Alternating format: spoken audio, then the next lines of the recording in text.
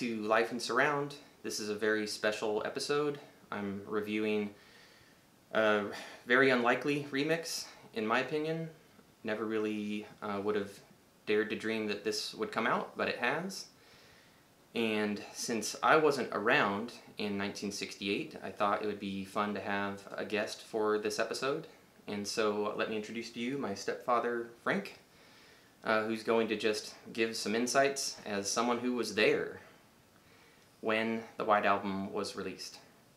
So the way that Frank and I auditioned this album is we put it on a few days ago in DTS HD Master, brought it up to my typical listening volume of an average of 75 dB, and played through the entirety of the surround mix that way. So Frank's going to give some observations just based on the listening of that evening. And then what we did today is we went and put on the Beatles Love DVD audio, which features a few White Album tracks.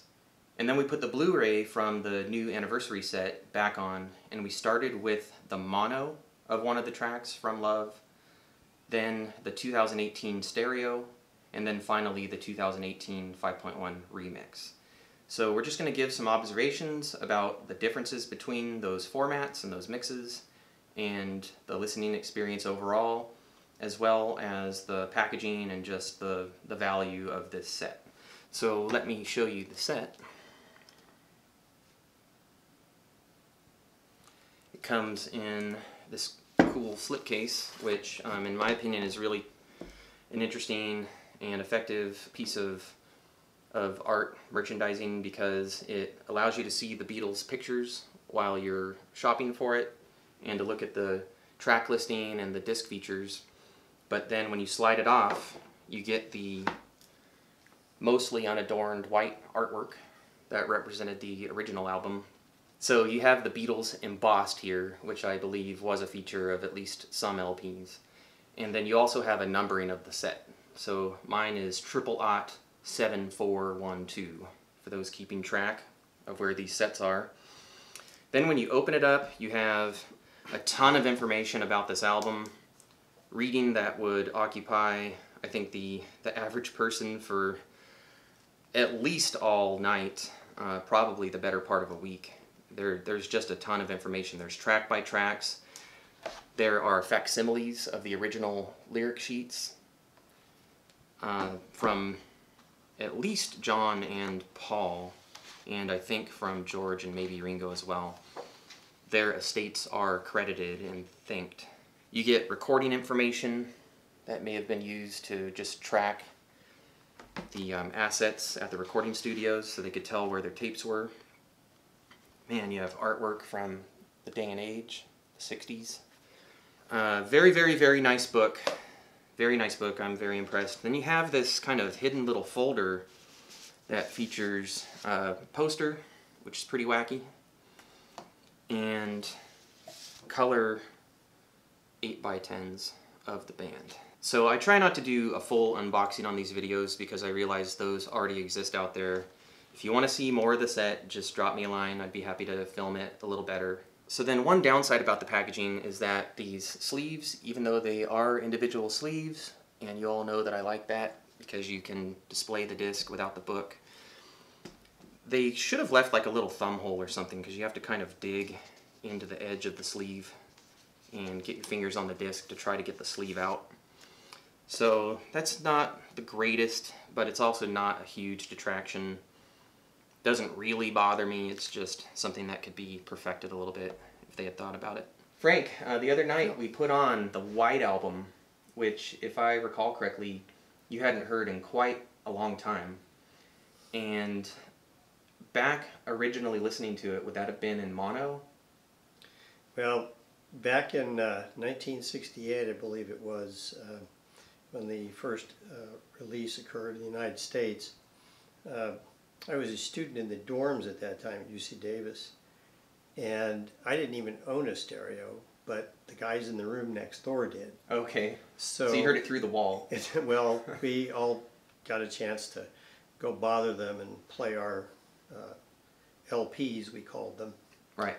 And so on the day that it was issued in the United States, sort of as a pretext to that, we really did enjoy the Sgt. Pepper's album, which had just been released, I don't know, maybe 4 or 5 months before or something like that. Sure. So there was a lot of anticipation for this White Album. And of course we thought it was great. Totally different mix of music than what they had done before, and a lot of new things. Some things that were a little bit perplexing. Sure, Revolution 9. Revolution 9 was kind of a strange song. The thing that I find interesting about the eclectic nature of this set of songs is that more often than not, people will try to whittle the track list down to about a single album length, and they have a pick of their favorite songs, and Right. they would get rid of 6 tracks or 8 tracks or 9 tracks, depending on the person. But depending on who you talk to, those are almost never the same tracks. So there's definitely something here for everyone, and it's kind of a polarizing thing. There's some people who hate certain songs on the set and just feel like they're total filler. Right. And to someone else, they would definitely include that in the track list, or maybe even call it out as a favorite song. Right. The other thing that I wanted to comment on the eclectic nature of the set, you had mentioned that they went places that they hadn't before. Right. I think it was a pretty daring thing for them to do. I think it may have been facilitated by the death of Brian Epstein just previous to this record. Prior, right. So they had a little bit less guidance and a little bit less, they were let off the leash, so to speak, perhaps. And but it is what it is. It's very adventurous. It's very eclectic. And it struck me the other night watching the Bohemian Rhapsody movie that, this coming out in 1968 and Bohemian Rhapsody, A Night at the Opera being recorded in 73, 74. An album like this may have really paved the way for the band to be inspired to make something as eclectic as Night at the Opera, and also to get the approval to do so. Yeah, I mean, there's no question that the mix of music was completely different from anything they'd ever done before. And you did mention that, they were writing these songs, or they were engaged in other places in India. It was known at the time that they had gone to India and that they were getting involved, especially George Harrison got involved in the Eastern religions and was interested in that, and was incorporating some of the music even of that culture into some of what they did. And so... Now, I think you can hear that musically as far back as maybe Revolver? Yeah, perhaps. Yeah, I think there were places where they used a sitar, for example. But the song like Bungalow Bill, where did that come from? It sounded like a catchy tune. It was a lot of... It sounds like a kid's cartoon. It sounds like it sounds like a kid's song, and I did not know where it came from. Of course, back in '68 when it was released, we didn't know a lot of this origination of where this music came from. But in the information you get from this release, they tell you where the origin of the song was from, and right before, for example, just as a little teaser to get you into reading this, right before they recorded this song, or they got the idea for the song, they ran into a guy who was a tiger hunter, of all things. And that was the inspiration for Bungalow Bill. Bungalow Bill. I read a note saying that Why Don't We Just Do It in the Road was actually inspired by them seeing some monkeys going at it in the road. And, guess, since we're all animals, why don't we just behave that way too? And probably is not a very sincere message because, we have social mores and stuff. But it's a statement, I think, about just freedom and maybe letting your hair down. But it was actually inspired by monkeys out in India. Well, very, very cool. So the other night we put on the surround mix, and I believe you were pretty struck by the song Dear Prudence. Yes. And could you tell us why? Well, that was an interesting song because I can remember from the White Album, the original LPs, I wasn't terribly impressed, by the musical quality of that song. It was a pretty song. It was a nice song. Sure. But when you get this mix of it, there are instruments and interplay between the instruments that you just don't hear on the LP, or at least if you do, you really have to be careful about. Well, and so that was just your recollection, right? And yeah. You even said that night that, hey, maybe I'm just under remembering exactly. the original and I'm over, remembering this right. or whatever. But so then what we did today is we didn't do Dear Prudence, but right. we did Back in the USSR, because that track on the Love Cirque du Soleil soundtrack, which is a 5.1 DVD audio, is featured more or less in its original form. A lot of the Love soundtrack are mashups and snippets of songs, and so it wouldn't really be fair to compare them to anything on the White Album. Back in the USSR on Love is pretty much the entire thing. Right. What I noticed, just to kind of start things off, the difference in the 5.1 mixology was that on Love, you pretty much have guitars, drums, and all the vocals up front. Right. You have the hand claps, and the jet engine definitely circles around the room, so it's in the surrounds every now and then. But on Love, the surrounds for USSR are pretty much utilized for some hand claps and I think a couple of guitar overdubs. And I found the 5.1 mix on this White Album remix to be way more active in the surrounds. It's an incredible mix. I mean, that's just one example of many of the cuts are just very incredible what they did to mix it. Yeah, I think the word that I used to describe my first listen to the White Album remix a couple of weeks ago was revelatory. Yeah. Revelatory. There are actually parts that you hear because you may have a lead vocal in the center and then harmony vocals in the front left and right, and then another layer of harmony vocals in the surround left and right. And you find yourself saying, man, I swear that wasn't even in the right. original song. I can tell you. And then you go back and listen exactly. to the stereo or even right. the mono, and yeah, the part is there. It just was so right. de-emphasized, or maybe the frequency was just so pancaked by something really close by it that a lot of things don't stand out. Right. Yeah, the richness of the music, the quality, the richness of the voices even is just enhanced somehow in this particular release. So I think it was just an outstanding job of mixing from what the original was to what they extracted out and put it into a format that was really just a joy to listen to. Well, that's awesome. So today we went and put on the 1968 mono mix of Back in the USSR, and then the stereo, and then the 5.1 DTS HD master. And so can you just, describe what it was like to start with mono and roll through stereo and onto the surround for that one song? Yeah, the mono, definitely the percussion was muted and it just didn't... I think you called it dull. Dull, it was dull, yeah. Stereo was better, clearly. Stereo was all we had when the LP first came out. But it was that hard pan stereo, right? It was like vocals on left and all the instruments on the right, or things were not, or vice versa. They were not mixed nearly like... So on this Blu-ray, you get a 2018 stereo remix, which is actually a modern feeling remix. You get the vocals in the center, you get the drums spread out left and right, you get guitars placed in various parts of the stereo field. And it moves around.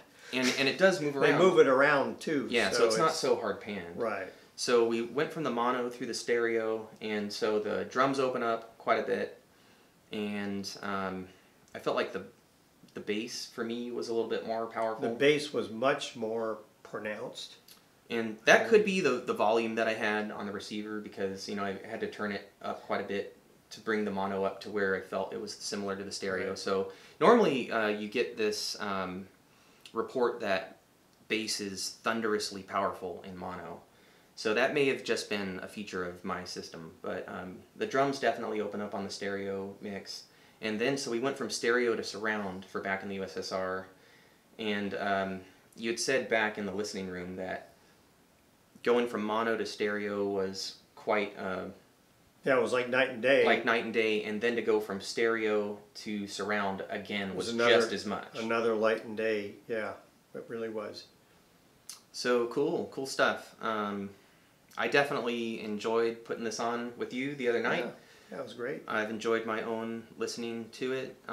In my opinion, it's a keeper. The one commentary I would want to make as far as the fidelity goes is some people have reported a pretty crispy high end on this album. And I noticed for my own personal listening, like I said, I like to listen to music at an average of 75 dB.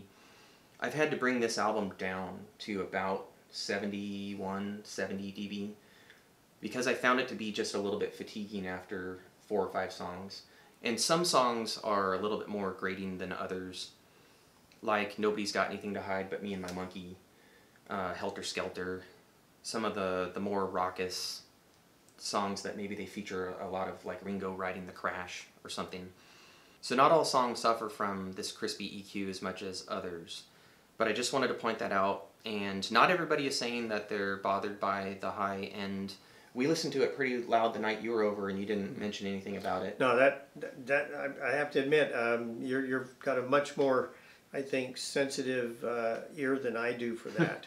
So well, I just wanted to throw that out there. I would say. I just wanted to throw that out there. I try to, be a truthful, informative, accurate, trustworthy source of discussing surround music. So I'm just saying, some people have reported if they could, they went and put about a 2 dB filter on things above It's interesting. 7K or whatever, and they say that helped them out.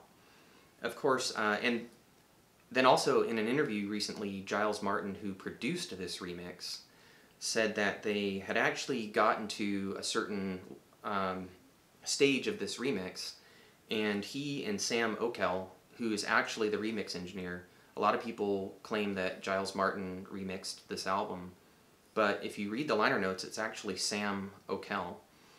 So they got to a certain stage of this remix and felt that the result was too clean, calling it a little bit too much like Steely Dan, which for me, I love Steely Dan. I have a bunch of their albums in surround, not enough of them, by the way. Please reissue more Steely Dan in 5.1. But I love those albums, and so to me, an album sounding like Steely Dan wouldn't be a problem. But I think Martin's point was that the original issue of the White Album was lo-fi, it was very rock and roll, it was very raw, and they felt that they had over-polished it. So I'm not sure if they intentionally did anything to make the album a little harsh again. Smooth it out a little, do you think? I think what happened was they originally ran through some processing that smoothed it out, and realized that that just wasn't the original intent of the album, and I think that they probably just undid some of that processing. I wouldn't go so far as to say that they did anything intentionally to make this album harsh. If they did, they didn't publicly state that, so I don't want to assert that. I find the album to be a tiny bit harsh on me after about 4 or 5 songs, and bringing it down a couple of dB actually solves that, and I still enjoy it every bit as much as any other thing that I put on to listen to. So fidelity, I think this sounds marvelous. It's definitely the clearest and most separated and detailed I've ever heard the White Album by a long stretch. Because of the perceived harshness by some, I would probably knock off a point for that. In terms of the mix, some people have reported that some songs come across as a bit tame for their taste. Some people, for instance, citing While My Guitar Gently Weeps. I don't know exactly what they wanted to hear in any given channel, but from my recollection, you have like this nice organ part off in the right rear side, favoring the right rear. You have Eric Clapton's guitar favoring the left surround, and then you have the voice and the drums and George Harrison's rhythm work and Paul McCartney's rhythm work up front in kind of this triangle format, where you have the band up front and then you have these 2 parts broken out for you. And I feel that works. Other than that, that opening hi-hat, that tss, to begin the song, is also back in the surrounds. I think that's an example of one of the tamer mixes on this album, and to me that still works. I don't know if I had wanted them to do anything more daring than that, like active pan, Eric Clapton all around the room. I think that would have detracted from the somber sober, sincere nature. Yeah, of the I song. think the mix was very appropriate for the title song that it is. And so I gotta say, especially relative to Sgt. Pepper's, which came out a year or so ago, the remix, which I found to be pretty tame, and there are things that I was expecting that I would, I'd want that alarm clock in the back and not the front and whatever. I didn't like that remix terribly much, and so I rated it around a 7 out of 10. I would say they knocked this remix out of the park. Yeah. It's fantastic. It's definitely enjoyable. It's a discovery. It's a revelation. You're going to hear something new on every single song that you may not have even known was in the original track until you go back and listen. So I'm going to give full marks for the mix. And then, so there's fidelity, there's mix. And then for content, I was one of those types that would say you could whittle it down to about a good single album. And I think it's very risky when any band does a double LP.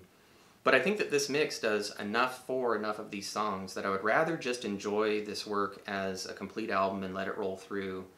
And I feel like I get a lot of those songs that, to me, formerly just felt like, what are these guys doing? This is too experimental. They should have left this on the editing room floor. At least the revelation of more of what's going on in the track allows me to just geek out on it for now.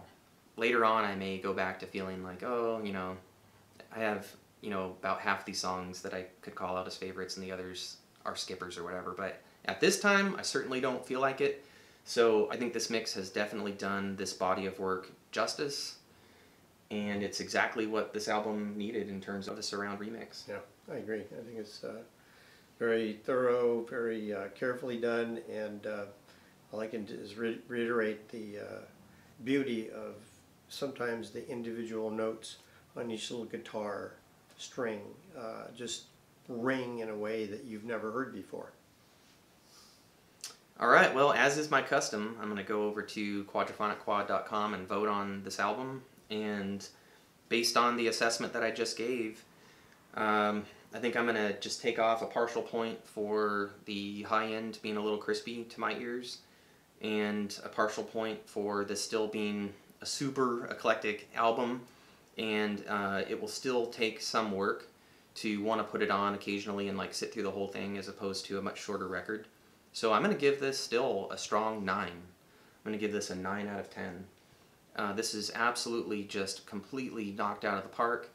If you don't have this White Album reissue, and especially if you love surround remixes, but even for the rest of the package, because you get demos and session takes, the album remixed, the book, the poster, the 8x10s, it really is just an attractive piece of memorabilia, and then all the music content that you get in stereo. But especially if you're into surround, don't shy away because of how bland Peppers may have been. This is a trip, and I appreciate having you on the review today, Frank, because I wasn't there. I think I originally became aware of the White Album around the year 2000 when I saw it in my college bookstore as a part of a sociology class or American culture or something like that. I had heard a song here or there, Obla Di Obla Da, Rocky Raccoon and all that. Right. But I didn't know that it was really this cultural icon until much, much later. And so I just appreciate your perspective. Thank you. And I think that's what this hobby's all about. Here's this album that you hadn't heard in years. Right. And you were able to have a new experience with it. It's true. All right, friends, so that's all for now. I'll just leave you with the reminder that life is best lived in surround.